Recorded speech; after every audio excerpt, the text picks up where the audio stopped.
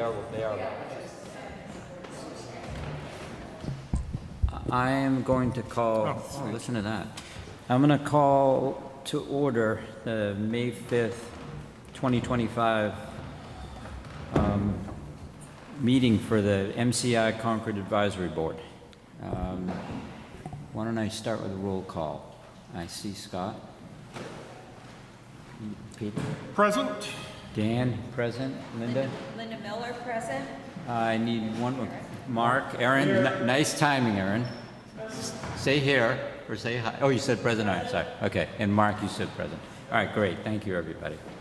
Online. Online, Patrick? Here. Okay, is there anyone else online I not seen? Okay, great. All right, thank you, everybody. So let's, we need to assign a clerk for anyone just dying to do that? Scott has a mouthful, so I should make him do it. Thank you. Okay, and then we have two meetings worth of minutes that we have to do. I think it was the March 24th. Does anyone have any comments? Motion to approve. Peter. Second. Anybody? Can I do it? I'll do it. I know. Okay. Roll call, starting with Scott again. And Peter? Aye. And Dan, yes. And Linda? Yes. And Aaron? Aye. And Mark, did you look at the minutes? Yes. Okay. And then Patrick? Yes. All right, great. Thank you, everybody. And then we have April 4th. No. Motion to approve.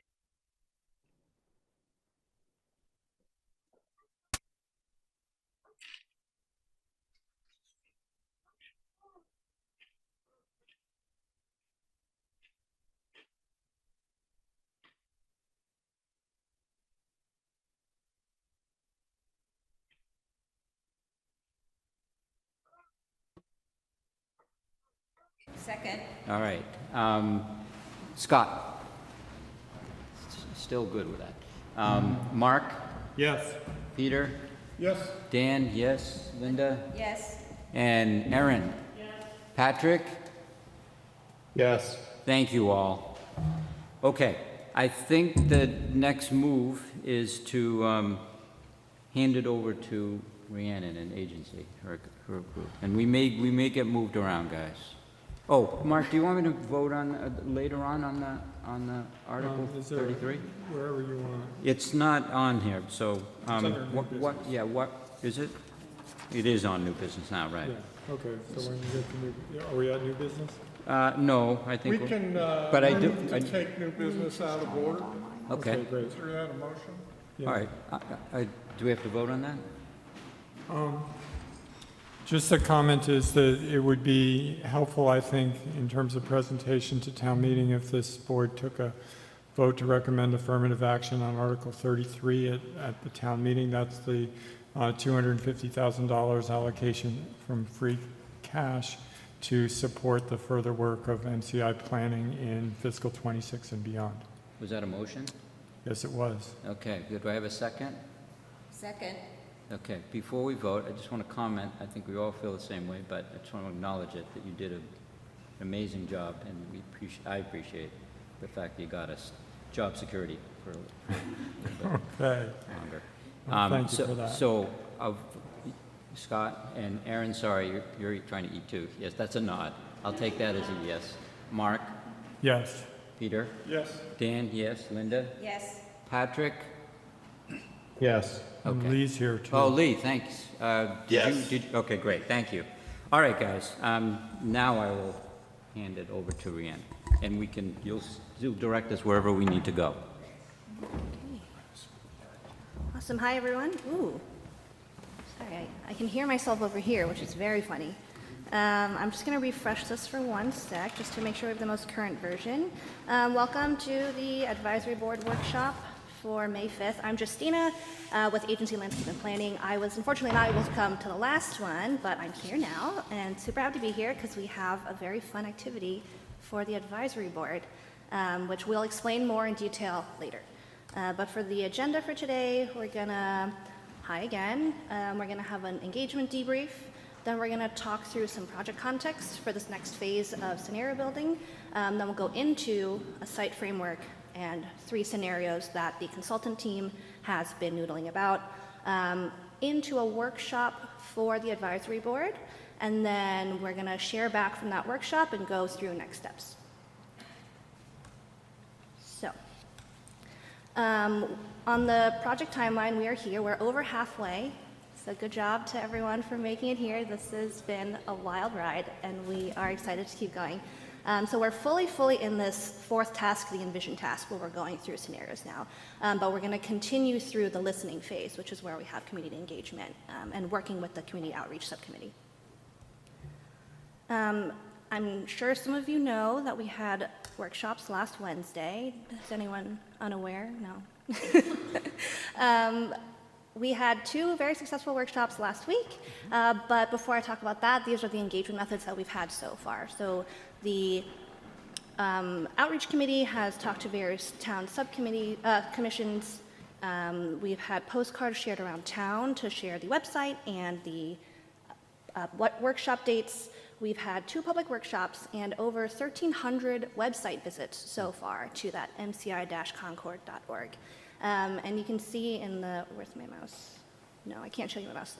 But in that bottom left graphic, that's the last week and a half or so of website traffic, and you can see it really spikes around the public workshops. So there are over 900 website visits in that week alone. And the website has since been updated with all the workshop content and the survey that coincides with all of the engagement questions that were asked at the workshops. So that is live, and it's accepting responses. So we're going to add that into the synthesis of the engagement feedback from the physical in-person workshops. So high-level takeaways from the workshops, really successful. We had 118 sign-ins, so we estimate that to be around 150 attendees. There were more in the afternoon session than the evening session, and people really enjoyed being at Duro Park, outdoor weather. It was super lovely. There was lots of feedback about Route 2 Rotary and Warner's Pond. There was also a lot of curiosity and diverse opinions on types of housing and kinds of programming, which came out a little bit in the visioning station that we had. And there was mixed feedback on preservation of different aspects of the prison, especially the warden's house and the wall.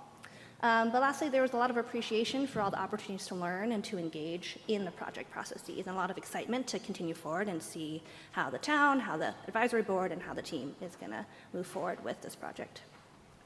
And you can see some of the advisory board members are in these photos. Spot yourselves. So next steps for us on feedback analysis, we're going to tally up all the sticker feedback.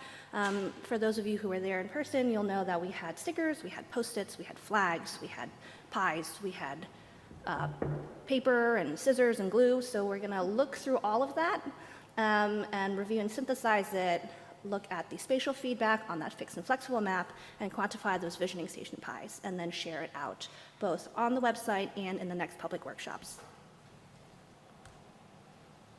And so after this point, upcoming engagement milestones are the survey. The first survey is live on the website and will continue to be live through May.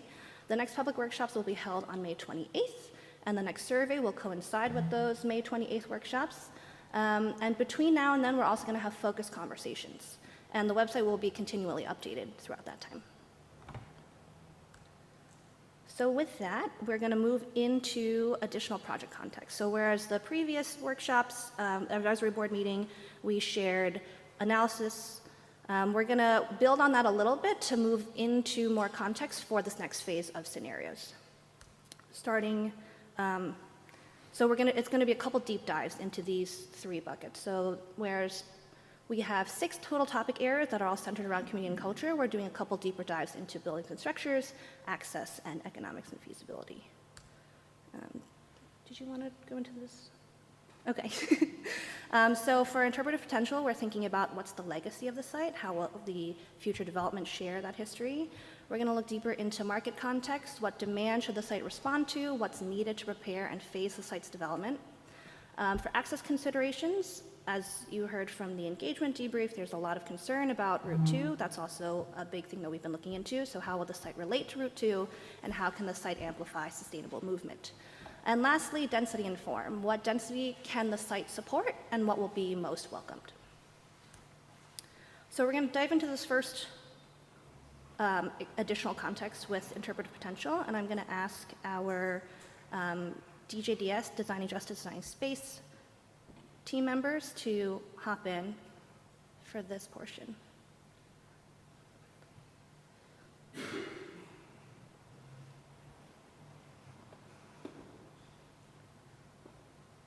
This is Allison from DJDS. Can you hear me okay? Yes.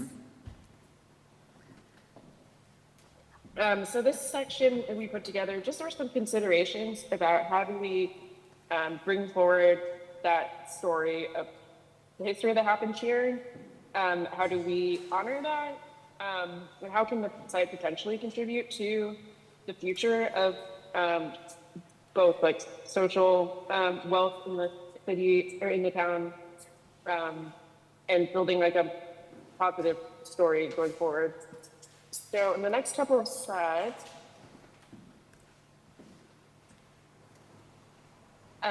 these are just some points in history that we wanted to bring forward. Yeah, you can go to the maps. Okay. And then we just highlighted some potential spots where pieces could be preserved and maybe tell some of that history and communicate things that happen on the site. So we called out, for example, the Warden's house, the chapel, the cell block with Malcolm X's cell, of course the cemetery will remain, and then there are spots where there could be some interpretive contents next to the wall.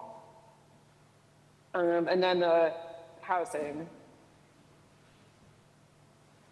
So you can go to the next slide. And this is just how that could all come together in a path. And this would be kind of interspersed throughout the development. Can go to the next slide. And these are some examples of how that kind of history has been told in other spaces with elements of the Berlin Wall, the Pullman National Historic Park, Visitor Center, and the Eastern State Penitentiary Museum.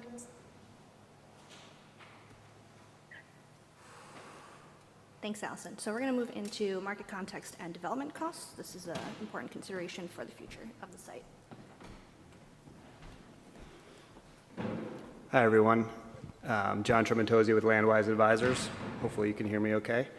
So I'm just going to touch on a couple slides here to kind of bring people up to date on some of the things we've been thinking about from a market and financial feasibility perspective. This first one is really just kind of an illustrative diagram. And what it does is it talks about some of the many land uses that are being considered for the site and just organizes them on sort of two axes. One related to demand, how much market demand might there be for the uses that are shown in red. Those are uses where we have actual market data on, right? We've been cooking up that data, doing analysis, and you're probably not surprised to see that housing rises to the top. It's obviously top of mind and top of conversation for the whole region, and the data bears that out. Fortunately, there's some other uses that look pretty attractive for the site, hotel and retail among them. Those are uses where there are demand, and the site sets up well for those as well. But then on the other end of the spectrum, on the lower half of the demand chart, you see that lab and office, for example, are down on the lower side of things, right? Also, in the headlines right now with the COVID impact and the fact that there's lots of available office space, and so the thought is that there probably isn't a lot of new demand over the next 5 or so years for that kind of use, right? So just trying to be realistic about how the market's responding. And then in the blue, these are uses that have been discussed in various conversations on more the kind of mission-driven or civic side of the coin. We don't have data for those uses. This is more us taking a stab at how popular or how the community might respond or want those uses based on some of the conversations we've been having. And then we're also trying to put it on the sort of the east-west spectrum here on building use potential, reuse potential. Obviously, there's some uses that fit more easily into a 1 or 2 story kind of an industrial type building that's currently on the site that might be able to be reused. And there's others where you have to do a lot more work, or they don't naturally fit very well with those kind of building typologies. So this is really illustrative for discussion. We're open to hearing feedback on this, and it's not driving necessarily decisions here, but I think it's good for people to think about and sort of divide it between the market and the civic uses. So one of the other things we've been doing as we look at the market demand for these different uses, we've been trying to create several different scenarios that reflect kind of different realities for the site. Some more kind of intense scenarios that would reflect kind of the site overperforming and achieving either its fair share or more than its fair share of growth within the Boston market. And then we also wanted to think about some scenarios where the site either underperforms or the community comes back and says, we're not comfortable with that level of intensity, right? We don't want that much development on the site. What does a lower intensity scenario look like? And what would that mean in terms of needing to be subsidized to make that a reality? So right now, this middle scenario, the fair share, is something that we've put forward, having looked at the market data, as something to give the advisory board and the whole team to kind of react to. It has not been, at this point I would say it's a general sort of market-driven program. It's currently divorced from the site in terms of we haven't taken these uses and said, hey, this goes in this location, this goes in this location. I think we're going to do some of that today as a group. But it's more of a menu of options where we say, we think there's demand, about this much demand for these uses. So let's think about how that would live on the site. And if there's different land uses that we might want to dial up or dial down based on the input from the community. The thing to notice here, the units are being, the housing is being expressed in units on this slide. You'll see the square footage in a minute, but it's very housing heavy, right? And that's driven primarily by the market and the fact that housing is undersupplied, to say the least, in this region. So you'll see, we're gonna show you here in a second this middle scenario. It relates to the exercise we're gonna do in the second half of this session, and it also is gonna be the financial feasibility model that we put up here in a second relates to that middle kind of fair share scenario. So you should be thinking, 750 housing units, 100,000 square feet of retail and restaurant, 150 hotel rooms, 175,000 square feet of office, industrial, and civic. And primarily, we're thinking about those uses as reuse at this point. They don't have to be reused, but we're thinking those uses fit fairly well into the buildings that might stay for a total of about 1.1 million square feet of development. Not including parking. Oops, not including parking. The parking is not something, that's a whole nother conversation. Obviously, people know that parking is a big driver of feasibility. We're gonna get into that next, but not quite today. So again, we've done an early financial model to give people something to think about and to react to. And usually the way this works is that the team comes together and we go through a planning process and we come up, it might be with one scenario, it might be 3 scenarios, but we take those scenarios and then we run them through a financial model and we say, is it feasible, is it not feasible, what needs to be adjusted? Here, because it's such a complex site and there's a lot going on, we wanted to take this fair share program as sort of a straw man, whatever you want to call it, and run that through the model and say, well, what does that tell us? Do we think that's enough development to make this project fly, or are we going to have to think about it in a different way? And so part of doing that is digging into the costs, which, as you might imagine, are very sort of preliminary at this point. We've been working with the various engineering folks to try to get some preliminary numbers on these, and then obviously leveraging any of the work that the town has already done. And so the way this looks right now is based on that program, we're showing about $100 million of costs. And to be clear, we're talking about, these are horizontal development costs. We're not talking about vertical construction. We're talking about essentially preparing the site, so demolishing buildings, doing any of the cleanup that needs to happen, creating parcels and roads and utilities, and basically having retail-ready sites that a developer could then go and do the vertical construction on. That's what this model is showing. It's not contemplating the vertical construction. That's something that the developer will be doing, if that makes sense. So this is from what we call a master developer perspective. They're going to prepare the site and then sell the individual pieces to whoever the developers or builders might be. So in terms of we've just detailed out a couple of the major sort of cost buckets as we're looking at them now.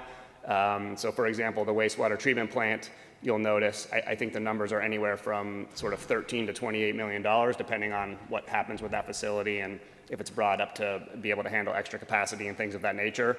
So for this particular model, we've used 13.5, which is basically getting it up to speed and functional to serve this project, but not necessarily adding additional capacity for other parts of town. So we could obviously add to that cost for the full 28 million. Demolition and site prep, that's about demolishing the wall and the buildings that are not going to remain on the site. Obviously, we've made some assumptions about which buildings remain, and I think you guys have been seeing that. Infrastructure, that's primarily about adding new infrastructure in the way of things like roads to create retail parcels that are ready to develop. And then finally, amenities. Those are things that are parks and open space. There could be some built community amenities that are part of the plan. So we've made some very initial assumptions about the dollars related to that. There's also things like off-site road improvements that might be triggered by this development. And so obviously you want to be including some dollars for that kind of thing.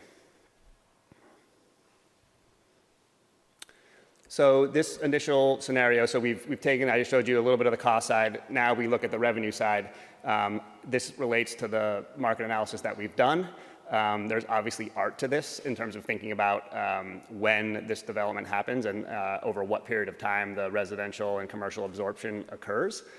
So there's lots of assumptions built into this, but essentially we're showing a 10 to 15 year model where the costs and the revenues play out.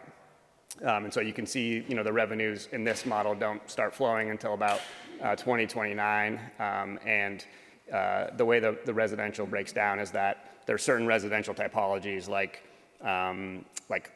15 unit per acre multifamily that might happen sort of on a regular basis where there's a certain amount that's sold every year. But then there could be, more higher density multifamily rental buildings that happen in more of a, episodic or syncopated way, which is what we're showing. So there would be some multifamily sites that every 3 years a developer could come in and take down a new multifamily site. We don't have a crystal ball, but we know that this is generally how it works, right? So we're building some assumptions in there. And then this just shows over that sort of 10-year period how the cost side of the equation relates to the revenues. And I think it's always good to just put this in front of folks because these projects are over long time frames, and it requires a lot of sort of upfront capital and sort of risk in order to prepare these sites before any dollars start flowing from the development. And so it's just good to think about that and look at it on a time frame basis. And then the other thing is just thinking about the relationship between the residential and the commercial land sales. This is really driven primarily by residential. And so the commercial is really, really important and it needs to live on the site. But just thinking about the differences across the scenarios, I think the residential is what's probably going to drive the major differences in terms of like what this site feels like and how dense it is. So then just want to remind folks sort of where we are right now is we've run this middle scenario, the 1.1 million square feet of development. And again, it's very preliminary, it's very early, so this is not fully cooked by any stretch of the imagination, but I do want to show that we're calling this scenario essentially borderline feasible. Like, I don't think that a developer is going to take the risk on this scenario, but if we make some modifications, and I think going through the exercise that we're doing today, if there's a way to maybe just increase the density a little bit or reduce costs a little bit, you start to think like it's in the realm of potential feasibility. I think what is clear is that the higher density numbers that I showed you at the beginning, those are very likely feasible. And we'll run additional models as we start to get more into the specific scenarios that we want to test. And then obviously that means the lower end, the 800,000 square feet is something that's going to have to be heavily subsidized. So that's just where we are today, just to give people something to react to. I think it's helpful to have some of those thoughts and numbers in your head as we're going through this particular exercise this afternoon. And I'm happy to answer any questions or clarify anything that's not clear at the moment, because it's a lot of data and information we just put in front of you.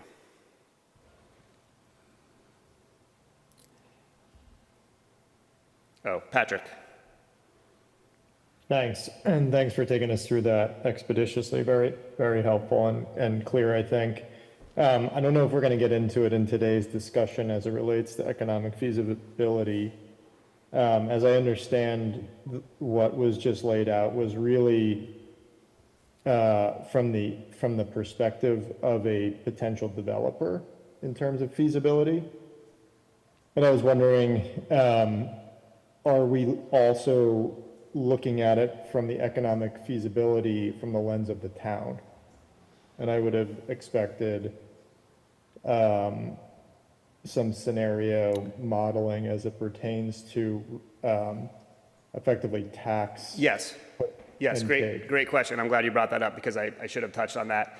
I didn't show anything on that. We are doing that. It's part of the scope, and we have sort of the preliminary model set up, but I think we're going to wait until, so these numbers that I showed you, those are driven by the market, but like I said, they're not sort of attached to the site yet. We haven't sort of wrestled with them and tried to say, like, here's how it could actually live on the site. Once we do that and have specific scenario numbers, we will run those through what we call a fiscal impact model. And then that'll answer your question about, okay, what does this mean to the town from a fiscal perspective? So that is in our scope, and that will be coming soon. John, can I just follow up on that? Yeah. So you broke, your scenarios are focused on the horizontal construction you talked about. Yep. When you do the economic analysis, will you be including the vertical so that it's a complete cost? Good question. So what we'll do is, I'll try to keep this short, but so once we have those actual scenarios, what we'll be doing is more detailed financial modeling on, say there's a portion of the site, say it's it's 5 acres of multifamily development. We'll have to go in and run those with vertical construction assumptions into them and say, how is the parking being solved? What level of affordability and specific AMI levels are we talking about? So we'll be doing that on specific land uses on specific sites to say, okay, does this density essentially pencil out for this project? So yes, we will be doing that hopefully very soon. And again, the models are all set up. It's just a matter of what we're testing.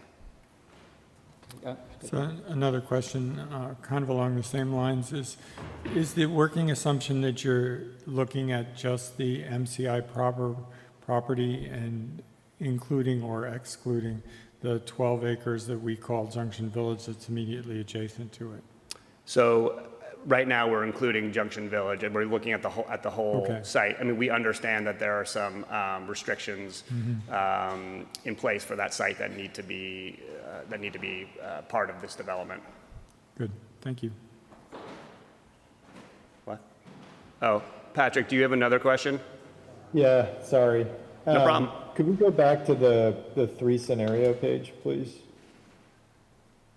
Yeah, so I think what would be helpful, I mean, a voiceover, maybe now and then maybe as a follow-up, a little bit more detail, just simply understanding what is driving, the rationale for Sure. the numbers that are in each of these cells. Sure. Yep, we have all that. We can provide it. It's just a matter of, this is the very summary level, obviously. But yes, happy to provide all the detailed backup. Great, thank you. And can you give a little bit of a theme, maybe quickly? So I understand the fair share analysis, I think. Yeah, I mean, the way we've done it is we've actually tried to look at all these uses. We've done essentially like a demand model for these individual uses, right? So we've done a residential model where we look at, the growth for the region. We look at what's happening with home sales and pricing and building permits. And we put all that together and we say, okay, from a residential perspective, here's what we think this site could do. And it's, here it's rolled up as just units, but in that model, it breaks it down into, small lot, single family, if you want to have that, for sale multifamily, i.e. townhomes and condominiums, rental, higher density rental apartment unit demand. So it's broken down into more detail on that model. And then same thing on these other uses. So for example, retail, like we've developed a model for retail where we say, okay, here's the different market audiences that would be attracted to the site, whether they're Concord residents, they're residents within a 10-mile drive time, it's the pass-through traffic on Route 2, right? So we've sort of broken it down into these different groups that are likely to frequent this location. And so there's a lot of detail there, I guess is what I'm saying, and I'm happy to share as much as you guys want to see. Does that help? It does. I'm just wondering how this ladders up to, so the explanation is very clear, and I think I understand the labels across the top a bit. It's really, when you say modest fair share and outperform, that is describing the density. Is that right? It's kind of a proxy for the density. It's partly related to the how much we think this site can capture of the regional demand.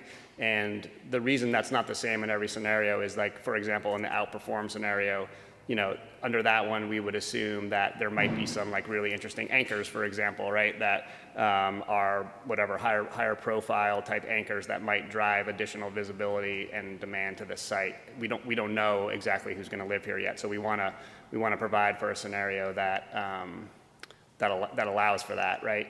And then the other part of it's the density. Like, so for example, the modest scenario, we don't think that that's a market realistic scenario for this, but but there could be a governor on that based on what the community feels is appropriate.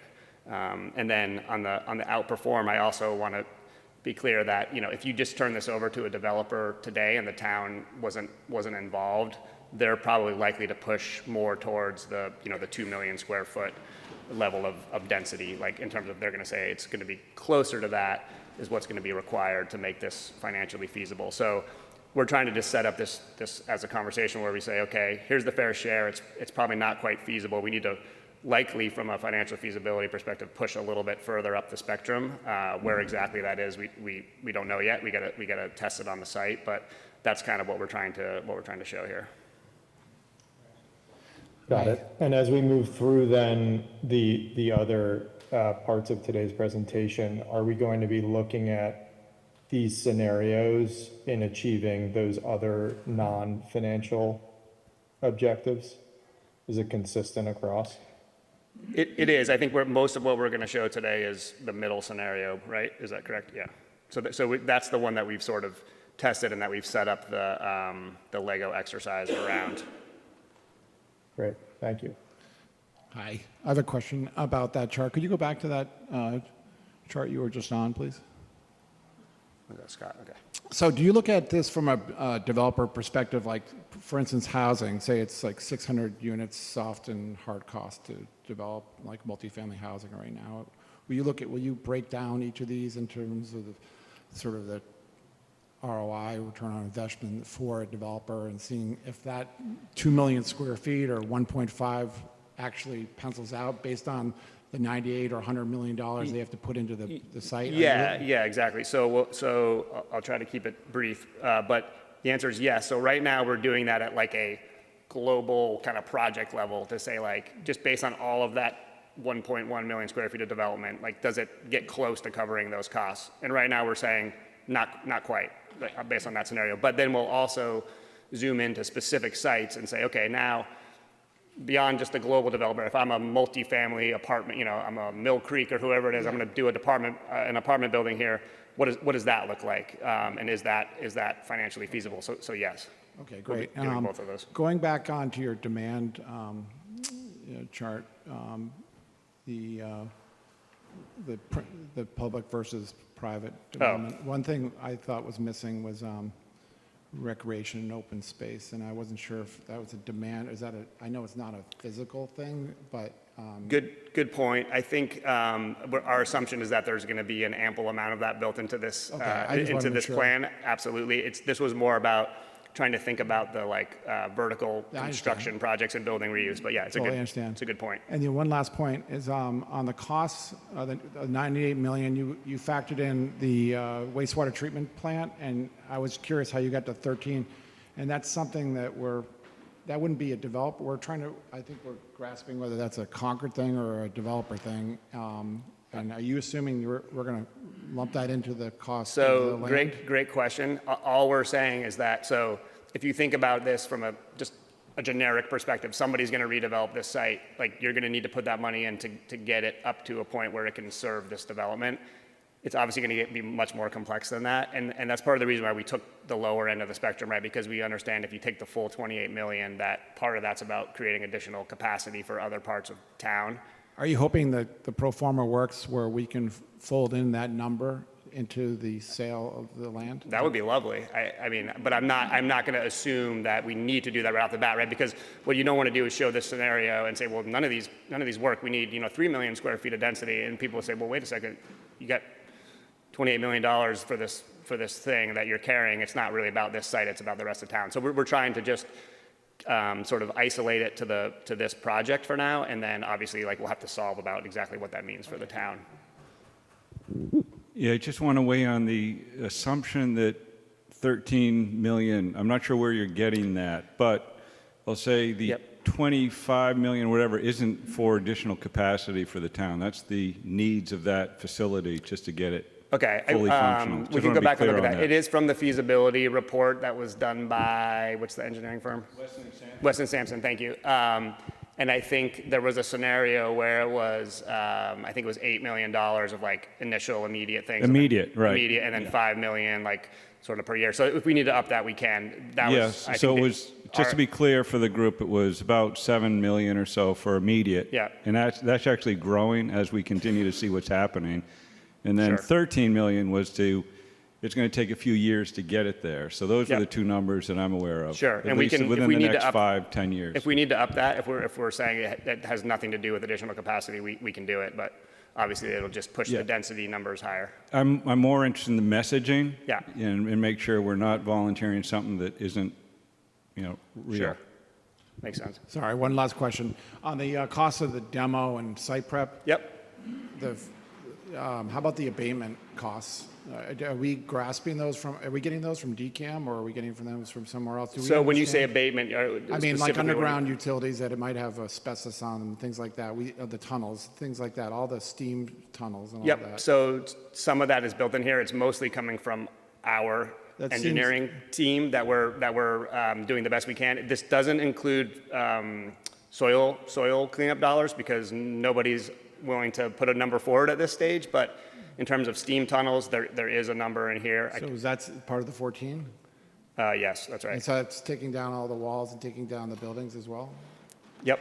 So there's, I think the wall, the number I don't know how much detail we want to go in here, but No, yes. I'd just like to know because that's an important number. Yeah, so the because number it- for the wall is around, I think it's around 2 million, and I think the buildings specifically are around 10 million. I don't remember the steam tunnel number, but yeah. Thank you.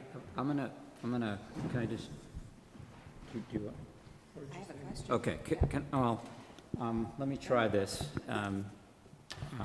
because it's not fully formed in my brain yet, because I'm looking at how you guys are approaching this.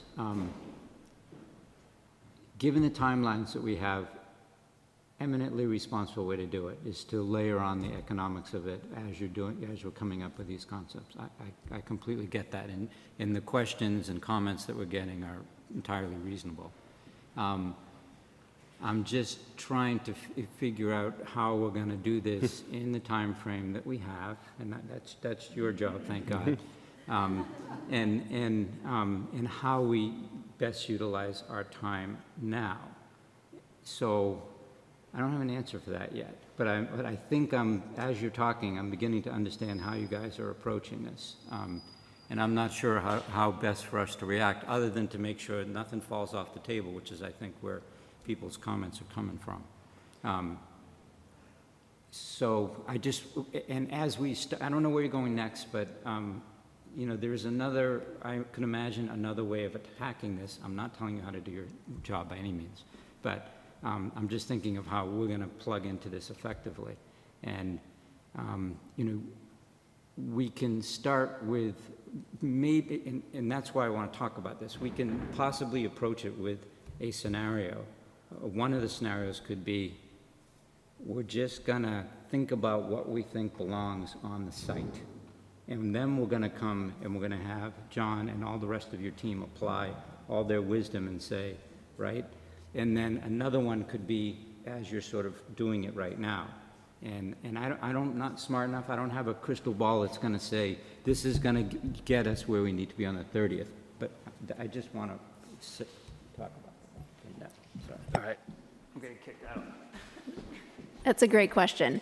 So I'll just say that we felt it was really important to acknowledge the immediate costs that the site has, which make the site so unique and which ultimately drive what ends up happening on this site to ensure that it is financially feasible.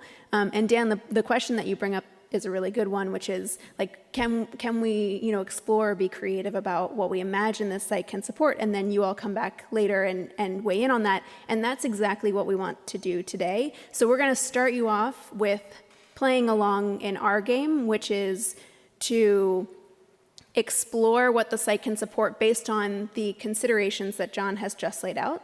So we're going to ask you to create that future site with each of those considerations about number of units and amount of square footage. We want you to do that first, and then we're going to restart that same scenario building activity, just being creative and thinking critically about what you imagine you want this site to be. And so then we're going to take that information after this workshop, and we are going to use that information to then layer back in, that same economic model, that same understanding of what the future of this site should be. That's really helpful, that explanation. I just want to offer up for anybody that doesn't, and I'm not trying to pat myself on the back, but this is the only way I know how to talk about it. Before Riverwalk existed, nobody had any idea. If I went into that meeting and said, we're going to put 13 homes on an acre and 3/4, people's heads would have exploded. Yeah. And so, on the other hand, if you say, look at what you could have, and I know you guys know this, and that's why I'm sort of lobbying for maybe, and it sounds like you're going to do it, one of the scenarios that just sort of lets us, what should this place be? Yeah. And then John's going to somehow figure out his magic. John is a wizard. That's what he does. So what we're going to go over to, if it's okay with you all, we're going to try to move this along because we do want to make sure that we have as much time online, in person, to do some of those explorations. And as you all know, as I hope we've exemplified, we're going to continue this process together of building out this plan, building out this project. So with that, I don't know if anyone from the Bureau Happold team wants to weigh in on the access considerations piece. We have one slide to just circle back to Route 2. And I realize the text is really small, so Baldo, if you can walk through every single piece of it, that would be great. Can you guys hear me? Yep. Yes. Yep, great. So as Justina mentioned earlier, fixing the rotary was a key theme that was brought up in the public workshop, and it will have implications for access to the site. So on our end, we've been studying the various alternative design options that PennDOT provided in the VHB report. Sorry, MassDOT provided in the VHB report, noting the at-grade and grade separated options and the opportunities and challenges of each for the site. So in relation to the desire to create safer connections across Commonwealth and to Barrett's Mill Road for pedestrians and cyclists, and also improving access from Route 2 from a vehicular perspective, noting the need and desire to maintain more pedestrian and cycling access to the village itself. The design team agrees that an ad-grade solution is the best path forward. And you'll see that in the working design options being considered, the ad-grade solution aligns best with all of them, as it provides more flexibility in terms of not just access and circulation, but also phasing and construction of both the site program and the rotary redesign as well. This said, the exact layout of the at-grade option solution is still not determined. What you see on the screen is just an example of one of the at-grade options, and it is to be coordinated with the layout and the distribution of the program of the preferred design. And I'll mention, just following up on this discussion on the market analysis and demand being discussed, that consideration will also play a role in the layout of Route 2, as different options will have implications for not just the traffic, but also peak hours, which will affect the rotary design. So again, we've been in discussion about what comes first. Is it the layout of the program? Is it the layout of the rotary? And I think that all of that is in flux, and we can kind of, out of this workshop today, have a better idea of what the at-grade options for the rotary will be.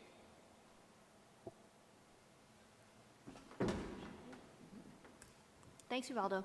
We're going to move on to Merge to share about density and form. Hi, everyone. Robin with Merge Architects. I'm Beth with Merge. So I think just this section builds a little bit off the market analysis, and as Justina set it up, this section looks into what density the site can support and what might be most welcomed. So this map here shows the MCI Concord site in the context of residential density of West Concord. So in this map shows it in units per acre. So the color coding, light pink, is kind of the 0 to 7 units per acre range, up into the darker pink of 23 plus units per acre. And this kind of shows that, as to be expected, the denser developments are kind of happening along the MBTA line and in the kind of the core of the town. And so just a few examples to run through. We highlighted a few typical single-family neighborhoods. Those are in the range of under, 5 units per acre. Other developments like the Wedgwood townhouses, the Concord condos, the Brookside Square development, those are all in the 8 to 15 units per acre range. And then some future developments, the one highlighted here, that's 19.4, is not built yet, but it's the proposed Novo residences. That's in the 19.4 units per acre range. And so it's also important to note that the MBTA overlay zone will cover a portion of our site, which kind of requires a density of at least 15 units per acre. And so in the following slides, we'll just show some example projects of what this range could look and feel like a little bit more. Thanks, Robin. So before I go to the next slide, I think it's interesting to look at the 19.4, which looks, is more of a packed multifamily extruded boxy building, right? But you see a lot of land around it. So if we think about the fair share that John was showing scenario before, which was around 750 units with 40 acres of developable area on the site, give or take, if I'm doing the math right, that's around 18, 19 units per acre, which is interesting because this is 19.4. This is just one way to do it.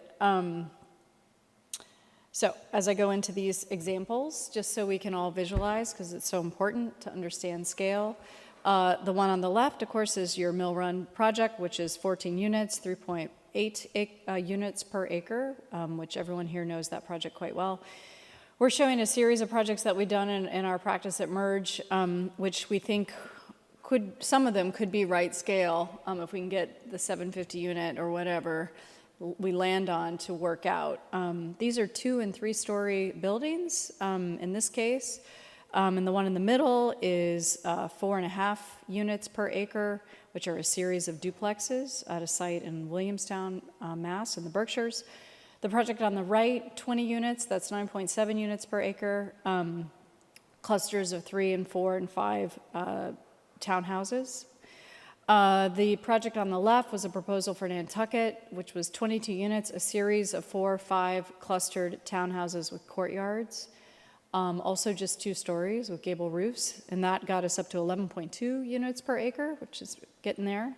The one in the middle is a more, slightly more urban site with a big courtyard in the middle with a series of townhouses, which penciled out to 13.8 units per acre, and you get a sense of what that scale is. So bigger clusters, bigger aggregates of townhouses, but still broken up somewhat.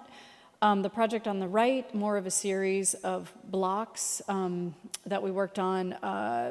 There were 6 blocks of these, I think, 64 units, got us up to 20.4 units per acre. Again, 2 and 3 story projects. These start to get a little bigger, 6 units per acre, the building on the left. 6 units, which is 12.7 units per acre, which is 1 extruded multifamily building. The one in the middle is just a 9 unit, but the squeeze on that particular site got us to an average, if we were to play it out, 45 and change units per acre if we stayed at that density and repeated that kind of building massing throughout. And then the last one on the slide is 6 units. Again, if we played something like this out, this is 4 stories with a half-level basement, we would get 49.4 units per acre if we started to repeat this kind of project. So none of these are it, but we're just hoping to, get enough on the table today to give everybody a sense of scale when we jump into the Legos. And then we, of course, scale up in these slides. We've got 40 units on the left. This is a 100% affordable housing project we're doing in Lexington right now, which gets us up to 20.1 units per acre. And that project, if you can see the little 3D below it, was 4 buildings that kind of look like 8. That was nestled into a single family context as well in Lexington, not so different from here, frankly. And so we were really trying to strategize massing that felt more akin to a big single family, somewhat. The one in the middle, 20 units on a pretty tight site, gets us up to 36 units per acre. And then the one on the right is our highest density, 26 units, just to give you a sense, 4-story, more of an extrusion project, 26 units, 45 units per acre. And then last, this is an interesting precedent to show.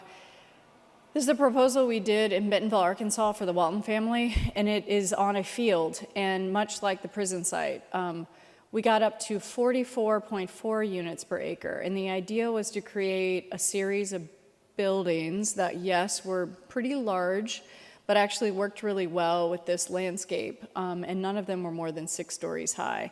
And they're designed in a way that creates kind of a little town within the town, and we can talk more about that casually at the tables if anyone's interested. But that gets us up to 44.4 units per acre without just doing a big dumb box, right? Thank you. Beth, can I just ask Yeah. how's the Yeah. parking handled? Yeah, I'm so glad you asked. Okay. None of these slides really show it, except the one on the left gives you a little bit of a hint. We did this kind of bifurcated the grade, meaning you went half down and half stayed up. And so it was underground parking, technically, but it wasn't fully submerged.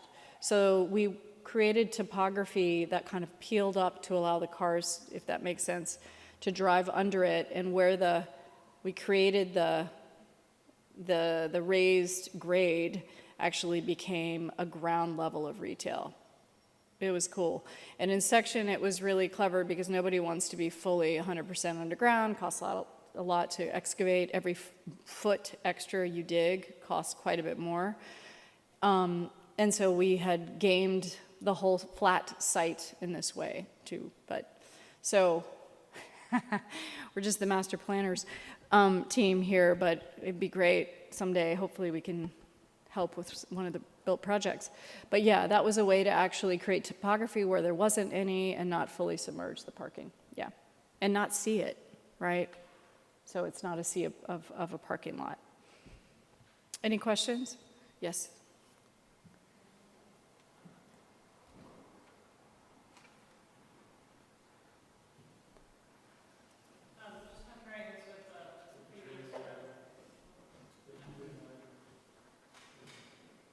There you go. Just comparing this with the previous economic slides, assuming like a 44 units per acre density, we're looking at like 30 acres of housing So we to get were to like looking 1,200 at housing units or whatever your. You mean on your site? Yeah. Yes, So John's so- slide about what the Sure. outperform option is. Yeah, so if I have this right, somebody jump in if I don't. The fair share, the middle column, which was around 750 units Okay. of housing. Yeah.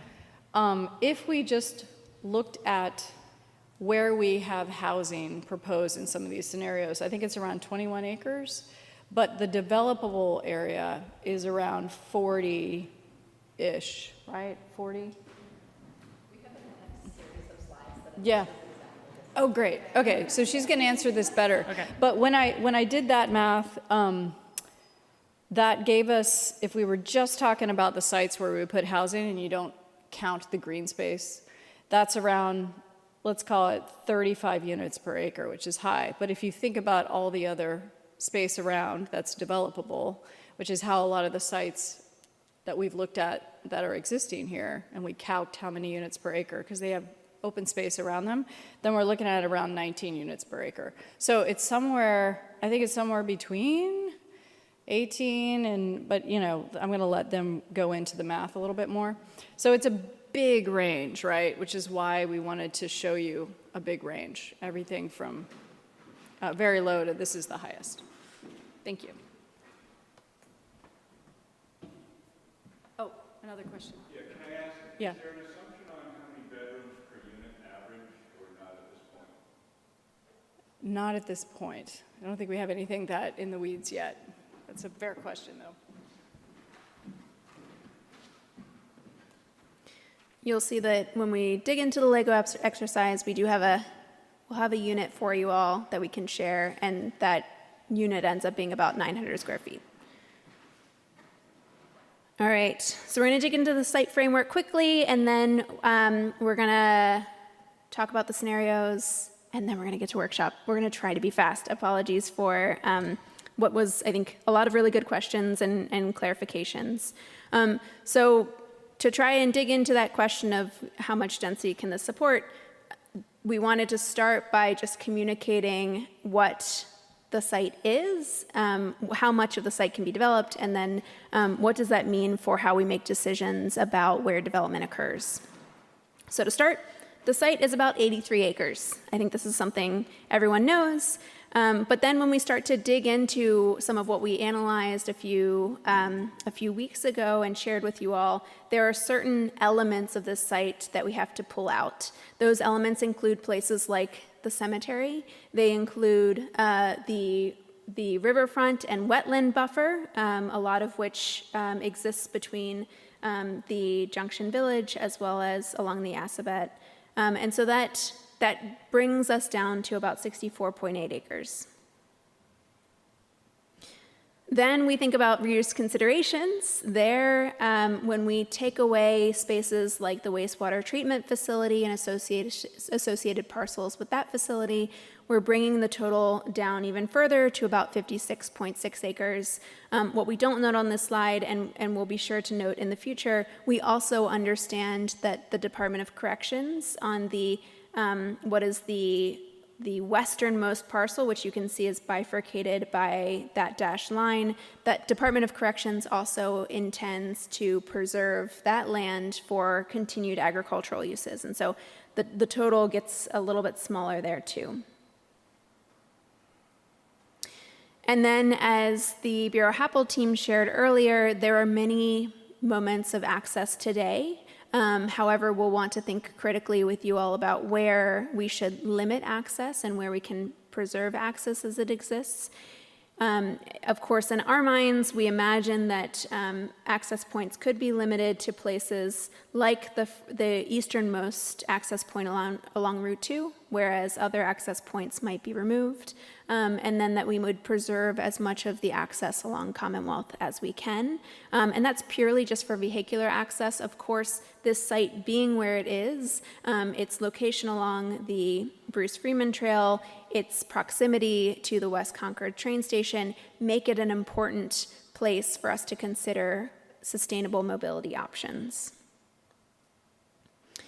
And so when we consider all of those things together and we think about what the development potential could be for this site, we imagine that the site could reasonably support, if we're thinking about the town's requirements around dwelling units per acre, the site could reasonably support about 850 units. It's a question, as Merge shared before, it is a question about how do you distribute those units across the site, and how do we think critically about their relationship to each other, their relationship to commercial uses and other uses that we might want to consider happening here too.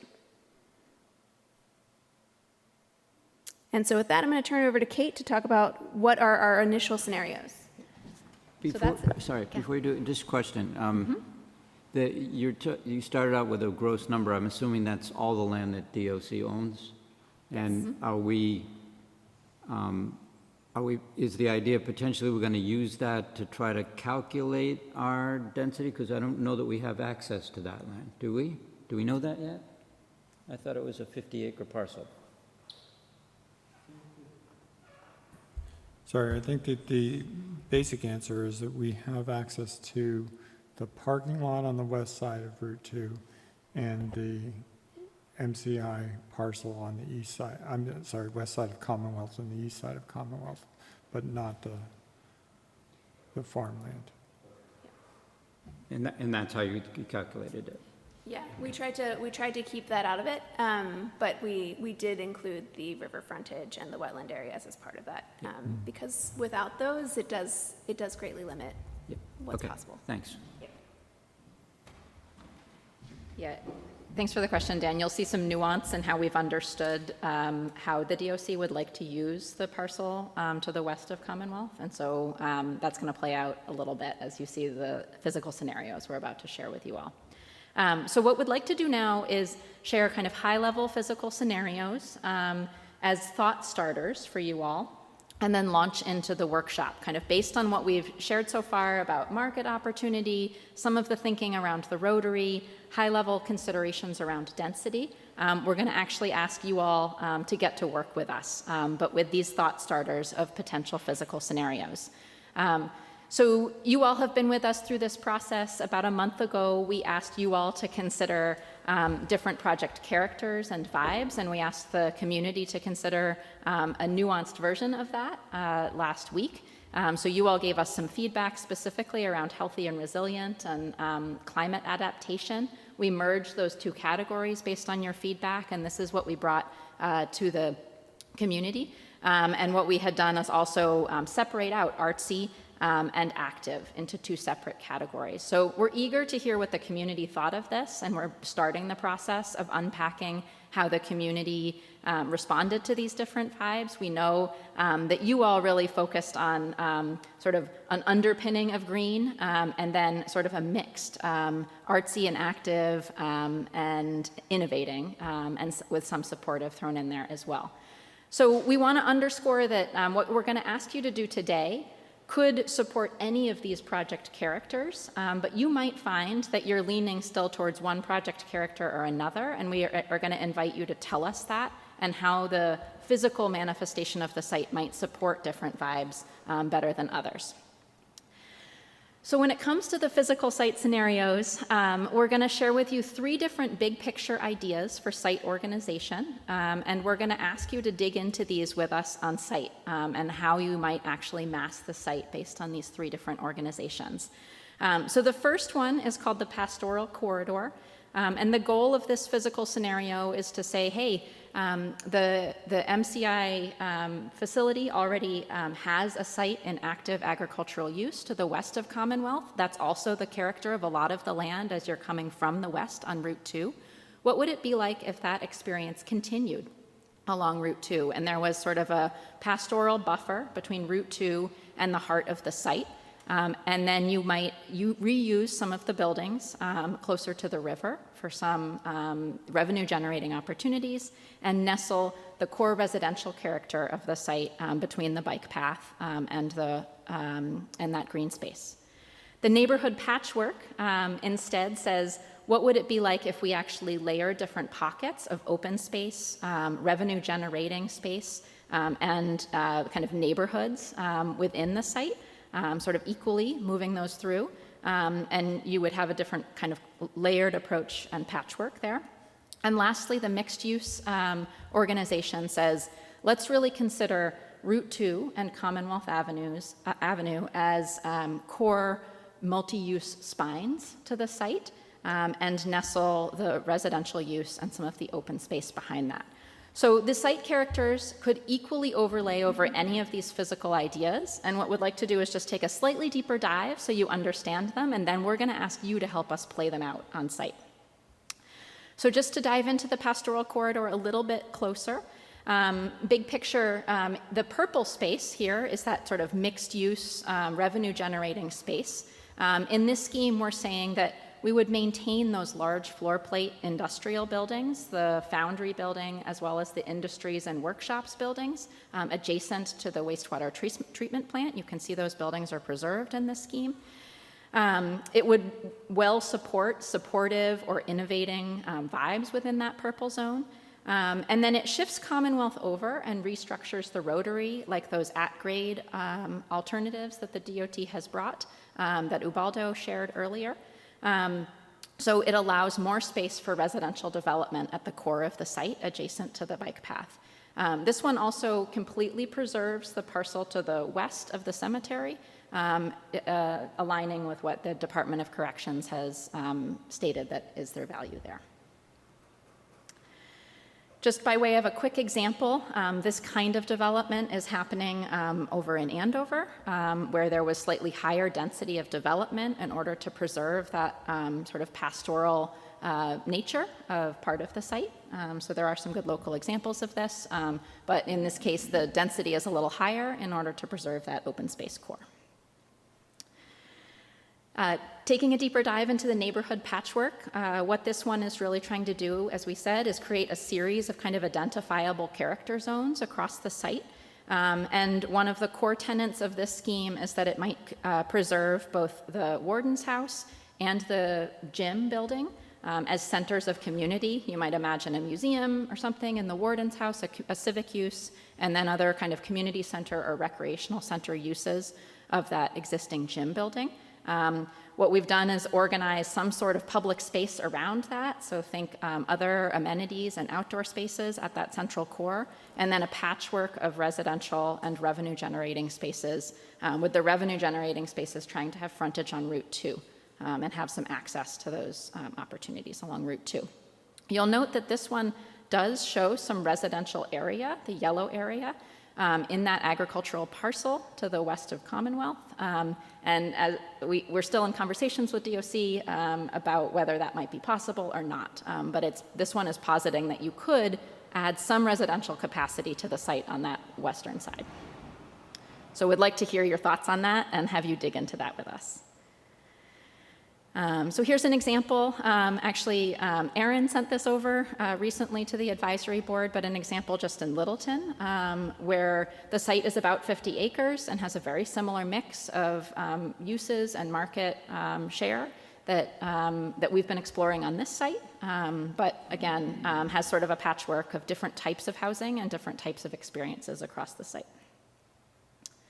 And finally, mixed-use spines. This goal of this one is to really say, what happens if we leverage Route 2 and the passersby along Route 2 and Commonwealth Avenue to create kind of revenue-generating, visible retail and market-driven space along those corridors, and then nestle the residential development behind that. So again, this one preserves entirely the agricultural land to the west of Commonwealth, and then nestles that residential space into the heart of the site. So this one has some synergy with the Masslight development, which was a redevelopment of the South Weymouth Naval Air Station, where there was sort of a focus on pushing that development to the outside to face the outside of the site, and then nestling the residential behind that. So that was a whirlwind, kind of 3 different approaches to the site. And what we're going to ask you to do now is actually start digging in with us. We recognize this project is moving really fast. And so our team is assembling a lot of information quickly and also working through how we deploy density on site. And so we'd like you to be our partners in that today.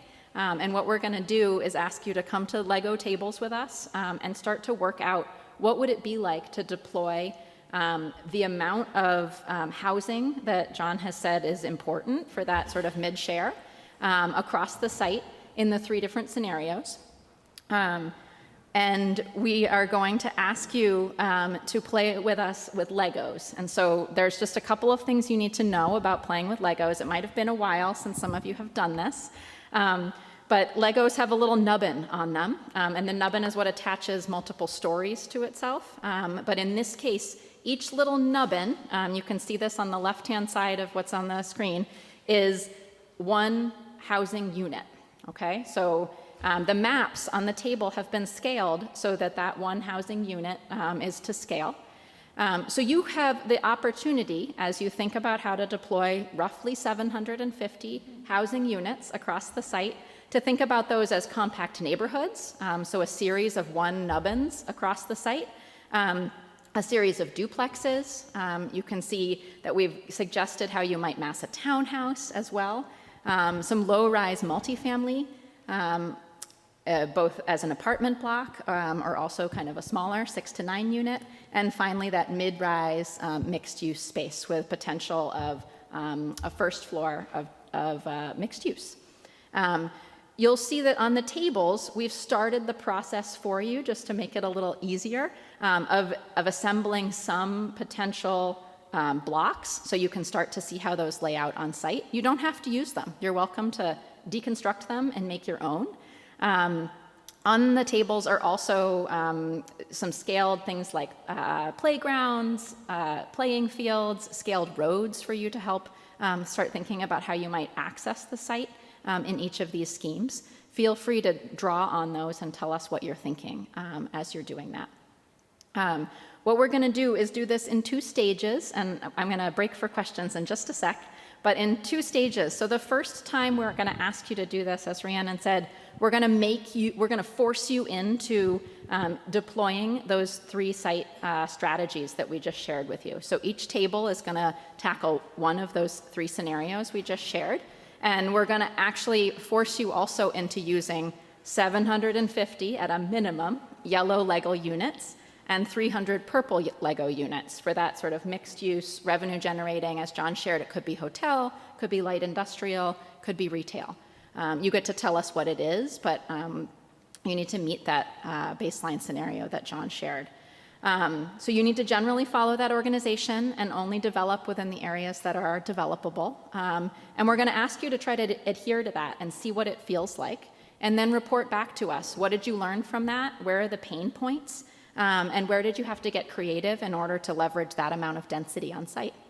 Following that, we're going to ask you to get totally creative. We're going to remove some of those rules and see what you create on the site from there.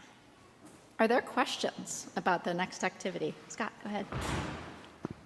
I'm sorry, I don't have a question about this coming activity. I had a question about this is the first time I really saw the scenario for the at-grade Route 2 corridor. Yep. I'm confused about the signals, and is that signals that are actually interrupting traffic on Route 2, or is it signals off of Route 2, or what's happening with that? Yeah, I'm going to invite Ubaldo to join in as well on this, but DOT, just to clarify, and DOT presented 2 high-level opportunities for rotary redevelopment. One was a grade-separated alternative, right? So raising Commonwealth up. Like a flyover? Yeah, kind of? with big cloverleaf ramps to access Route 2. So that was one option they explored. They also explored several different at-grade alternatives, many of which relied on kind of intersection pairs, and some of which relied on one-way street pairs for Commonwealth Avenue and for Route 2. Can you clarify that, Ubaldo? Yeah, that's correct. I think you just summarized it very well. And most of those options did have signalized intersections, so that's why we included those in there. They did seem to improve the level of service and the amount of queuing in compared to the projected 2030 traffic volumes. Just in line with what DOT has been looking at, we included those signals in there. So The one you see at the screen, I think, is option 5, if I'm not misremembering. But yeah, I think most of the options that they've looked at do include signals. So these are signals of route, like stopping Route 2 traffic? Yeah, Yes. in the diagram where it says S, those would be signalized intersections. They provided a whole bunch of options for at-grade, so this is just one of those, Scott. Okay. But I think they're giving us the opportunity to help frame what might be best for the MCI site in advance of finalizing which ones might be best for Route 2. Okay, Yeah. thank you. Yeah. So you can feel free to draw what you think might be best for the site today as a way of accessing that conversation. Patrick, I see your hand up online. Thanks. And unfortunately, I don't think I'm going to be able to participate in the Legos virtually. So maybe just, again, not a comment on the Lego exercise, but maybe an ask for agency to come back the next time we get together with a scenario that maybe flexes the focus on maximizing density to achieve economic feasibility, and instead, if we were to look at it a different way and hold the assumption on housing to, to achieving the required threshold instead, presumably dictated by the MBTA requirements, what then would have to be true to make that site economically feasible? So that's just a request, please. Yep, I think that's something we can look into, Patrick. And also just highlighting that we do have a facilitator online who's going to take you and Lee and others online through a virtual version of the Lego activity. So I'm sorry you can't play with us in person, but please stay online to take part in that. Great, thank you.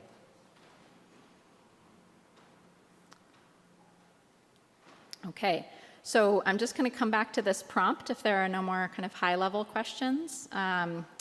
We are going to ask you to come to a table and try to distribute yourself roughly evenly. We know there are some architects in the room, some planners and developers. Some of you have a high level of vocabulary with building massings, and some may be new to that. So please try to distribute yourself wisely. Each table has the materials you need to dig in. You'll have about 20 minutes to build and process together. One thing that your table does have on it also is a packet of everything that we've gone through today. And on top of that packet is which scenario of the 3 different physical scenarios we're asking you to dig into first at that table. So don't lose that. We're asking you to really dig into that first. You'll have 20 minutes and then we'll circle back for you all to report back. All right, so we're going to get started for those online, and we're going to start with concept 1. And we will of course share photos of this afterwards, but I'm going to turn it over to that group to describe what they did. All right, so basically we rethought DOT's design. Aaron said a flyover. I think that makes a lot of sense, and you can have Barrett's Mill in two-way and the revised ComAv sort of intersect in here. We put in the required Dunkin' Donuts over here. We have a hotel over there. And then we reused some of the existing light industrial buildings. And then we realized quickly that you had to do a lot of density, a lot of stories in order to achieve the required residential mix. So we're up to 5 stories with a penthouse view over the river, vegetated roofs on most of the higher housing. With some beehives. Yes, with beehives and solar PV as well to produce some revenue for the site. And then we dropped in some pickleball courts in a couple of places, an on-site playground, a soccer field, and we kept the prison here, warden's house sort of as a museum type of thing, although we didn't really talk about it. I think that was an unspoken assumption. Other ideas? Yeah, I mean, I think one of my questions was, you know, I know there's a lot of infrastructure that has to go with Route 2 if it becomes grade separated. And I keep wondering, does there have to be an exit here? Does there have to be an entrance here? We've got Baker Ave, we've got some other access points. So maybe there's an opportunity to limit the number of on and off ramps from Route 2 if it is grade separated? Yeah, just an off-ramp to connect into the development and nothing to get back on unless you weave your way. I'm not even sure if we had a connection over here, do we? We have this road Yeah. right now, but Yeah, I don't know if so, it's, yeah. Yeah. It does put a lot of pressure on keeping these buildings. They're not, I don't know what the yield is, but it's a little tricky to imagine that you would preserve them given the rest of the density that we had to have here. Losing them would also give more access for parking. Right, and, you know, parking I think is a big question. Where would we put all of that? You know, just the sheer number of roads, these are clearly some walkable community that you're remote parking and walking to. And then, yeah, as we said, you know, higher density closer to Route 2 and then stepping down as you get closer to Commonwealth. In fact, one of these old buildings may be turned into a new parking lot structure. The green roofs? Yeah. And can you speak to just how you've met demand for open space and parks? We utilized the buffer a little bit for some perhaps opportunity for fields or play structures, and then we kind of interspersed sort of play space within the park area and maybe on top of roofs and things. And then we have And, the pastoral corridor Right. Route 2, and then basically we're hoping that people will take advantage of Giroux Park and the proximity to that wonderful new facility the town's created to provide them some of their recreational amenities. And there's sort of ground level retail in this first section. Any questions for this group? It's very clear. I don't think it, no question. Should we go on? Yeah. And just a reminder, we're talking. All right, next group.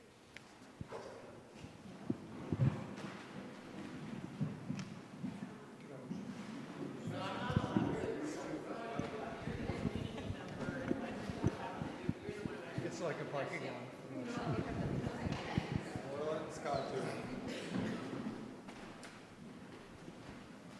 So we were,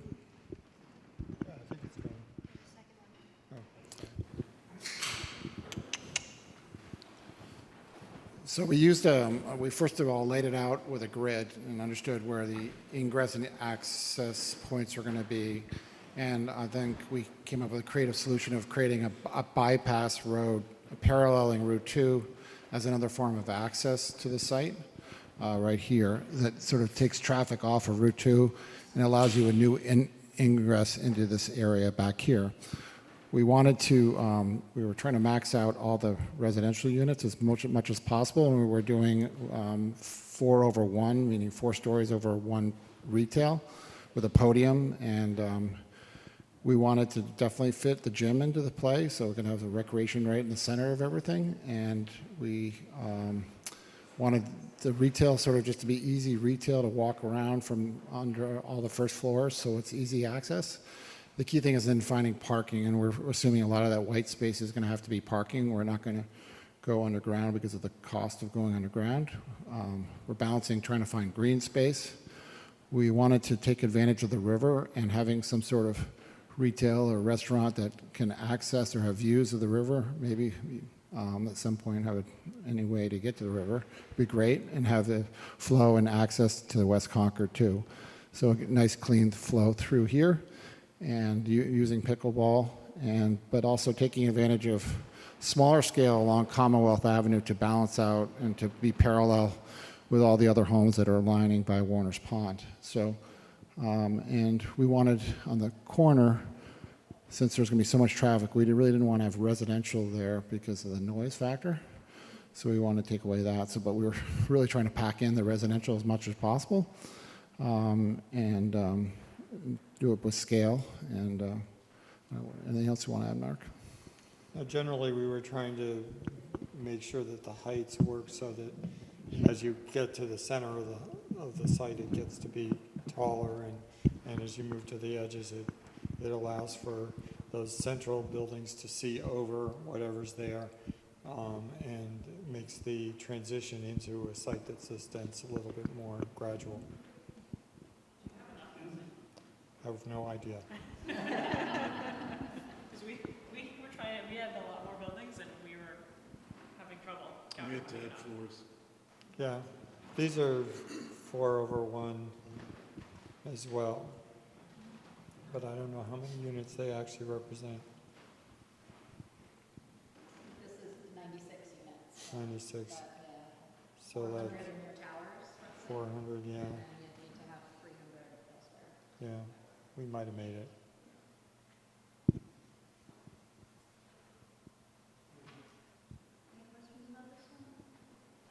It's more about throughput when commuting along the medical area from here. Going out is not a problem early in the morning, but coming home. Going out in the morning is not a problem, but coming home, and this, I guess, is more a DOT issue. If this is gated, and we know what happened when they made the throughput at the curve faster, this is the stopping point. We're just making a stopping point that's gated. Now, that's not our concern, but if it's our concern for getting people to have foot traffic through the retail areas, I like the idea of the parallel bypass road, but somewhere in that, you have free flow on Route 2, so that means you have to have a flying buttress access points and exit points from Route 2 so they can get to the bypass road. Yeah, we sort of accepted the assumption that Route 2 is signalized in this scenario. So there's going to be a stop there. There's already a stop at Baker Avenue anyway, so this just takes care of that. So ideally, it's fairly flat, and that would incorporate some crosswalks. The bypass road also takes the pressure off even considering Winthrop Street as another access point, because we want to take the pressure off the neighborhood. Yes. So we like to, if you take away that, all the traffic's going to be coming onto Commonwealth Avenue, and I can imagine the backups are going to be would be really crazy if we're going only one place to come in and out. So we really need two places, and I think this is like least impactful on the whole area. Yeah, I think one of the things that would make this concept work better is to try to prevail on DOT to make, when they rebuild the bridge, the Route 2 bridge over Azabeth, which is right now only 4 lanes, just barely, that would also incorporate the access road, which could then potentially be tied in with Baker Avenue, and that would give us the ability to sort of get in and out on that same intersection. Is this a cul-de-sac in your mind then? So Not connected. Well, it could be, but right now I prefer not to have it. It was a parking lot at the end with for the retail, and then a path. Ideally, a bike path, a path and connection to West Concord. It would take advantage of the Bike rail path, trail rail for trail. pedestrian access, for non-vehicle access, but keep that quieter, really. Yeah. Emergency access is an option. Yeah, I mean, this didn't have this in there, but I would like to think that there's some way to get onto this service road up, just outside of this. So doing something like this. Where's it? They're here.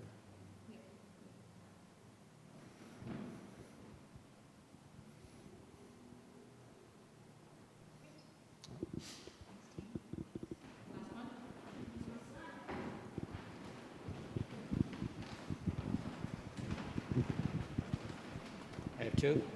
Linda. You're double trouble. No? No, okay. So, I think our scheme actually puts just about all the housing on there, counting blocks and stuff.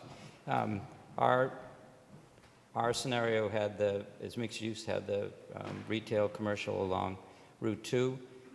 We were trying to keep it over there. There's a little bit distributed through the scattered housing that you can see. Similar to what was discussed before, we're trying to keep the taller housing, the denser stuff in the middle, and sort of open it up to open those views up to the river and keep the scale along Commonwealth Ave, sort of starting to step it down. We distributed some amenities throughout it, a soccer field and some pickleball and playgrounds and things like that. What else did we talk about? And, we have some retail and commercial distributed in the housing along that edge. So we were sort of, I think, deliberately keeping the retail activity out on the perimeter, on the edges of it. And then Linda talked about the possibility of rerouting. That's what this was the beginning of. Rerouting Commonwealth Ave out of the Rotary as a possibility too. And then there's a linear park along the river. I think one thing that differentiates it from those two is more of a gradual scale between the tall and the small. Oh, sorry. I was just saying, I think what differentiates this one from the other two is the big is not that big and the small is not that small. So the contrast isn't quite as great.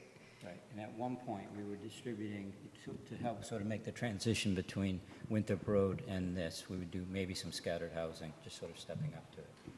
Did you add up the units? Yeah, well, I think we actually. Unfortunately, I think I spent too much time doing it. I think that we are just about there with the housing. If I did my math right, we were close. We were 600 something. And this is Linda's creation. I think that's awesome. It's potentially a hotel or something else fun. A new building for MIT. Yeah. I was thinking of the great sale that we have, on these campus. And fortunately, Beth said we may want to deal. Fortunately, Beth said we may want to deal with some of the access issues in terms of emergency access and other things. So, and servicing the commercial.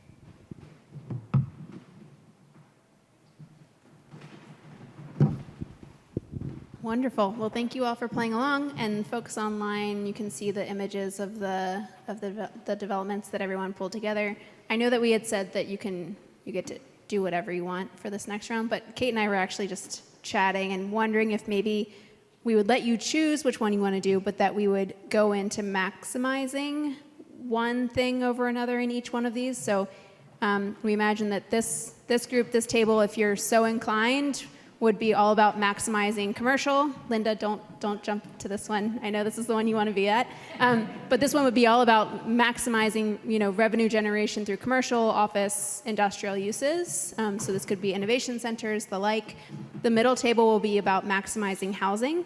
So what does it look like to create a community that's focused purely on housing production? And then the last table, furthest away from us, that one would be about maximizing mission. So what does it mean for us to lean into all of the other demands that we've talked about, whether that be a museum, open space, town center, those types of things, that you could go to that table for that.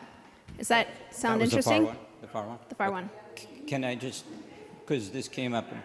No, you can choose. You can choose. The comment about which you just sort of mentioned, so I think it's okay, good, that this was sort of a campus idea, and so. Oh, that's true, yeah. So, all right, so maximizing commercial here at this table, middle table, maximizing housing. So you want to build as much housing as you humanly can, and what you think is reasonable, and then furthest table is maximizing mission. Can I take these apart? Can I take these apart? I'm apparently the only one who cares about commercial.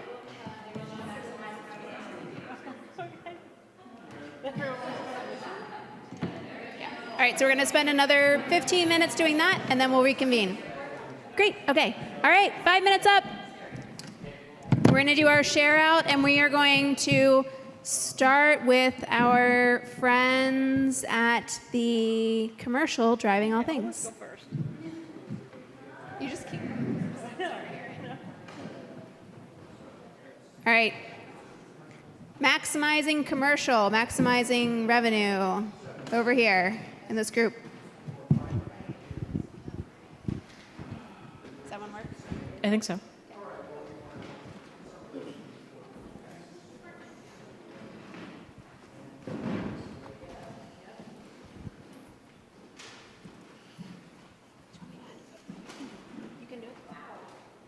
Okay.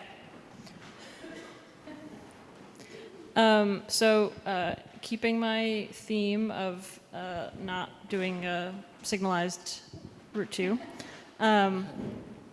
we're kind of trying to maximize the notion of commercial here, and the idea was like maybe it's some sort of campus. It could be industrial, it could be educational, it could be a mix of all of that research. But kind of maintaining the existing buildings and kind of front-loading the kind of, campus portion to Route 2, and maybe that helps us minimize the number of roads that we need because it's more of a pedestrian environment. There's maybe some opportunity with sort of a linear green space that connects some of the legacy buildings. And then again, as we get closer to Commonwealth and West Concord, kind of stepping down some of that retail or some of that commercial into more residential focus. And then again, some of the other groups kind of are linear riverfront / wastewater park, and some soccer fields and green space kind of intermixed throughout. Rest of my team. What do you all achieve with your maximizing? I think it helps take some of the pressure off having so much housing like proximate to Route 2 and makes that more of a commercialized space. It does raise some questions about how we have to get on and off Route 2, but it, I think, has better synergies with the work that's happening, the types of buildings that are already on Route 2, and then maybe some of the Baker Ave connections, and then also maintaining the existing buildings in kind of a more usable format.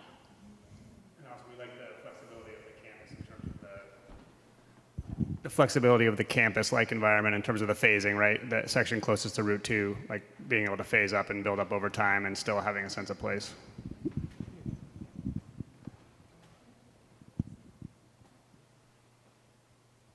You still fit a lot of housing. Yeah, I think there's probably opportunity for more commercial and more housing. We were running out of large purple, but if there's some mixed use, and there could potentially be more. And if it's a campus environment, does there already have to be a residential component? That's part of it. And then trying to maximize what we could along the riverfront in terms of maybe a little smaller scale, but still commercial use.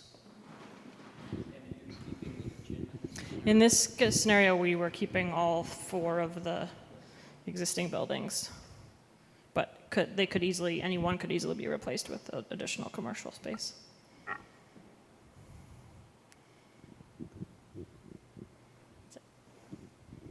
All right, should we go to the next group? We have maximizing housing.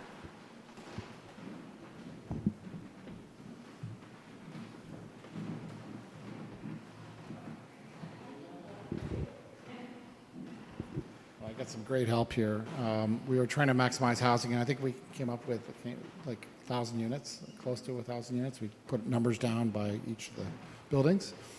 The tricky thing from a development standpoint, compared to what I'm seeing over there, is that these are all different building foundations, and they're not big scale. So from a penciling, it looks really cool, but in terms of the economics of developing a lot of reasonably small buildings, it's hard to pencil out in a development standpoint. But I like this look, and I hope we can get there.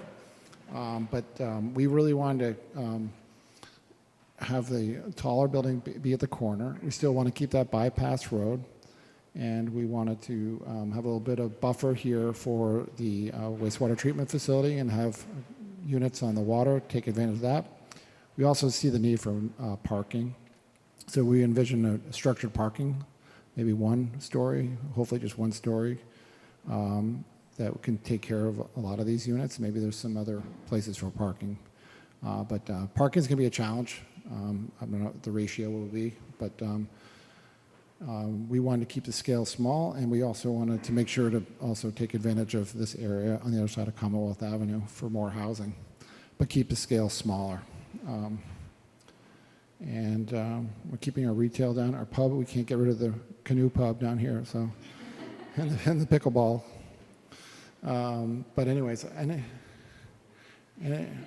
else anybody want to share? No, I was just thinking about the reality of having too many small buildings, to your point. And there might be a way, if this thing ever got legs, to conjoin the ground floor for 3 or 4 and break up the massing, for example. Yes, that's great. And then you can kind of have your cake and eat it too a little bit. Yeah.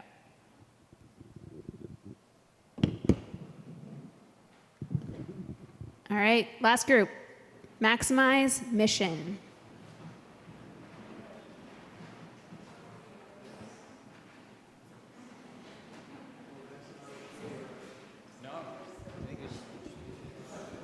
Yeah, I guess mission to have housing, have municipal space, and to blend with the existing community. And so we have flying buttress, so Route 2 continues, entrance and egress there, housing with retail space, our municipal building here, and repurposing the existing structures as also municipal space. We had a question about access points, and here we have 3 access points to the community. Tried to keep a view from the community to Giroux Park and the water. And that is essentially it. So again, municipal space, housing, and mesh it with the pre-existing community. With the park, yes, park along the waterway. Yeah, so intersections became part of the topic that we were envisioning that the Giroux Park entrance intersection with the Bruce Freeman Rail Trail and this envisioned sort of boulevard kind of road that comes out of the site would need to be a new intersection that would have a real focus to it. So that's why the sticky note. And then the other thing we were thinking about was the possibility of trying to take some pressure off of a Winthrop Street connection by exploring the possibility of gaining access through. There's a commercial automotive kind of building that goes through here. So that would, ideally reduce the traffic in any one point by creating several options that might allow people entering and going from the site to use whichever road was most sensible to them. We also extended our bypass road off to Baker Avenue in the same way so that ideally this is, parallels Route 2.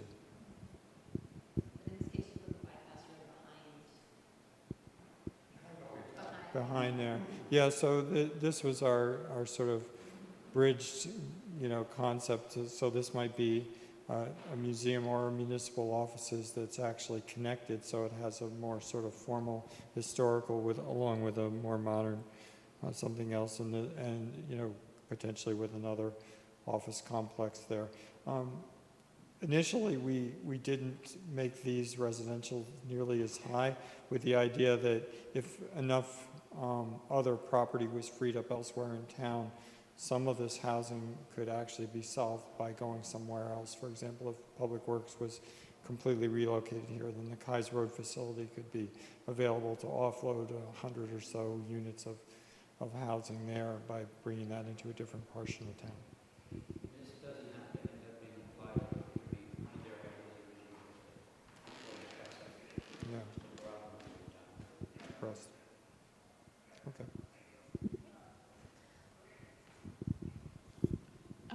All right. Well, thank you all for this quick lightning round of scenario 2. With that, we're just gonna sit you through a couple more slides to bring this all back together into a conversation about implementation. And Jan's gonna walk us through a couple of those slides now. And I'll just say too, but while we set up the slides again, the beauty of Legos is that they come apart and they can get reassembled, and that is very much where we are in this current process, that we are assembling and reassembling things, and we're really happy that you all are along for the ride with us as we assemble and reassemble things. So let's keep these conversations going because we have until end of June to do that. Thanks, Sheree. So I'm Jan Corneal with U3 Advisors. I wanted just to reiterate that the kind of overall purpose of this session is to really give you a window into the complexity of all of the layers of concerns and, you know, issues we're dealing with and different topics that we're trying to incorporate. So think of it more as a sort of window into the sausage making rather than a sort of clear direction forward. And especially in response to Dan's comment about what leads, the vision or the kind of reality check on implementation, I think the beauty of our team is that we're going to realize a vision for you. That's our hope. That's our goal. Make a vision that's realizable. So in that vein, there are questions about what we're trying to do as a town. What are the questions we have that give us a sense of whether or not we can achieve the goals that we're setting forth? A developer is going to have one perspective, the town's going to have one perspective, and another perspective on what the goals want to be. And I think what we're trying to illustrate is that this is not about a binary choice. That what we really just need to understand is, what does the town want to have control over? How do we achieve some of the more mission-driven elements of the plan, but still make it an attractive development opportunity that can go out to market, or at least in parcels. So the first question we're asking ourselves are there parcels that Concord may want to control? And obviously the wastewater treatment site is one, and the river buffer, to give you access to, you know, that is sort of a natural outlier. Are there parcels that we want to have the ability to activate more short term, given that there's some we don't fully understand the timing of certain parcels, like parcels along Route 2. It's not clear when Route 2 will be configured, so there's a question of what will happen in the short term. And are there parcels that we might want to kind of carve out that we can kind of have a different approach than just sort of going the development approach? And then sort of in a similar vein, are there parcels that are actually really easy or relatively easy to start with? And should they be considered as carve-outs that we could move forward with while other parts of the of the property need more time to sort of percolate and for us to get our act together. I think it's really clear that the town will have zoning and site entitlement control over the land use within the development reality. So just that needs to be in there, because it's not like we don't have control. But there are other tools and mechanisms that we can use as we set up the implementation approach. And one way to frame this is that rather than think of the full acreage in one way or another, like as a binary choice, what happens if we start thinking about which parts of the development are developer-driven, which parts of it do we really want to have a mission-driven use or a use that's not a market, not market viable, but that we could attract partners to kind of think about a program that helps us kind of address Concord's needs. Recreation, arts, education, these are all things that the market's not going to support. So what can we do in that vein? And then, as I mentioned, the town-driven. So are there parcels that we really we need to have control of and access? So think of this as a sort of a puzzle of these pieces. And as we sort of get to the next phase, taking the input, all the design thinking and the use profile of that are kind of coming into play, and John and Amy's market positioning, we started to think about, okay, so there's a way of breaking down the site into parcels that do have, some are more short-term and some are more long-term. Some might be more appropriate for a mission-driven use, others might be more appropriate for a developer-driven use. So I think the point of this is really the methodology we're going to deploy as we develop the design ideas and consider the physical, the built form and the program, is also how does that line up with a strategy around implementation that gives us that the flexibility to pick and choose and kind of put together a development approach that is more nuanced than just sort of thinking in a binary way about moving forward. So that's more or less just a couple of words before we break to kind of go back to our drawing desks and try to figure this out.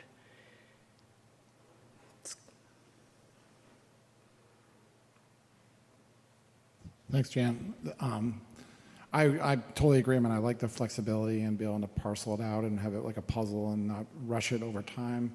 But I'll also go back to how it works with DCAM and the conveyance and the cost, those upfront costs we talked about, the $98 million. I would love to be able to develop it over, have certain areas we say this is going to be city, town decided, this is going to be developer decided, this is going to be this, it's going to be open space. But in terms of, I'm not sure how it works with DCAM. If a developer comes in, or multiple developers, how do we take down the prison? Who pays for that? If you're parceling it up, I'm just curious how it works. Yeah, and I think we talked with Paul, who's I guess on the Zoom, or he had to leave. Okay, and the DCAM process is flexible and they do have the capacity to sort of think in a little more complex way.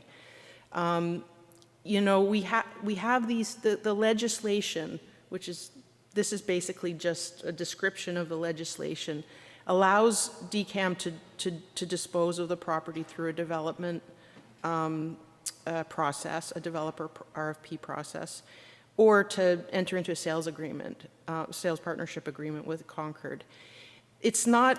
We're not suggesting one or the other of these. There's a lot of reasons why the sales partnership agreement for the entire property is kind of, I think we're comfortable saying an unrealistic approach, but there may be parts of it, parcels within the property that could go that way.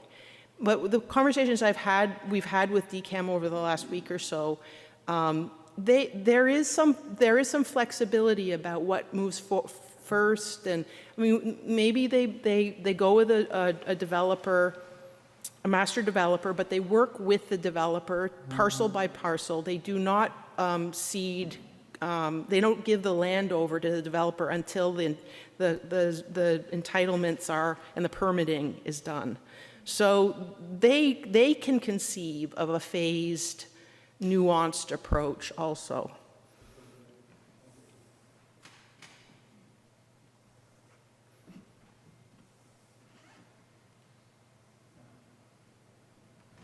More to come. Thank you, Jen, it was great. And so, am I correct when you say the flexibility, would hybrid be a word that we might be able to use in there too? Like okay.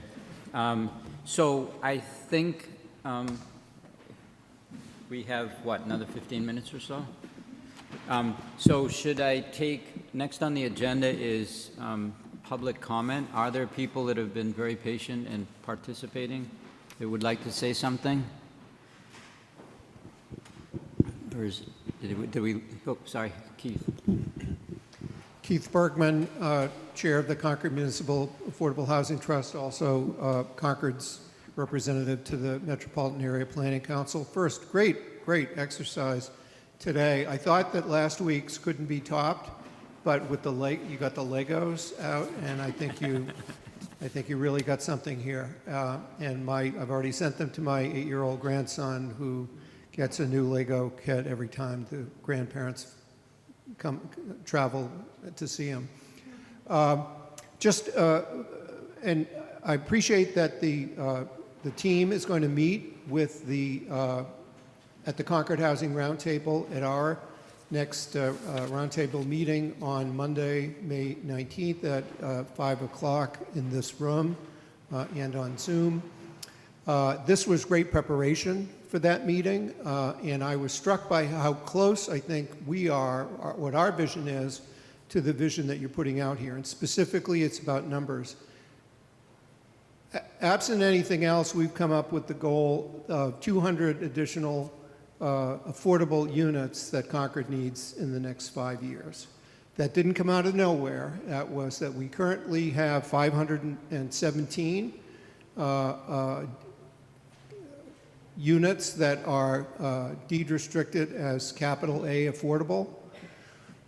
That only accounts for about 7% of our total year-round housing stock. We pat ourselves on the back a lot about that we're actually achieving, or within sight of achieving, 16% as our subsidized housing inventory. But the difference between that 7% and 16% are market rate rental units in 40Bs. So the simple math is that to get from the 500 and some currently or projected affordable, capital A affordable units, and getting from there to what would 10%, what if 10% of our year-round housing stock of 7,172 units were affordable? That's 718. So from 517 to 718, about 200. It's 201. And so we've come up with that as a numerical goal, and I was delighted to see how well it fits in with a vision not only for the work that's being done with the MCI Concord / Junction Village project, but also with the town's land use matrix project, which is looking at 2229 Main Street,